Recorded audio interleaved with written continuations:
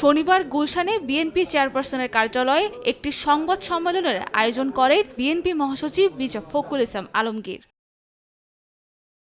এ সময় তিনি বলেন, আইন ও বিচার বিভাগের দোহাই দিয়ে ছাত্র সমাজের যৌক্তিক দাবি দমনের চেষ্টা ব্যর্থ হবে।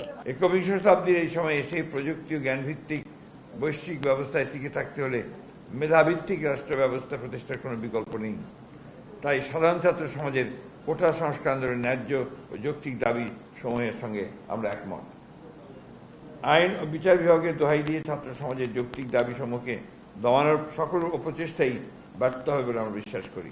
বিশ্ববিদ্যালয়ের শিক্ষকরা পেনশন স্কিম বাতিলের দাবিতে যে আন্দোলন করছে তা বিএনপি সমর্থন জানায় দাবি করে দলটির মহাসচিব বলেন, পেনশন স্কিম চালুর নাম করে জনগণের পকেট খালি করতে চায় সরকার। যেহেতু দেশের অর্থনৈতিক অবস্থা চরম সংকটাপন্ন, সেহেতু অন্যান্য খাত সহ শিক্ষকদের কাছ থেকে অন্যায়ভাবে এই পেনশনের টাকা তুলে নিতে চাচ্ছে।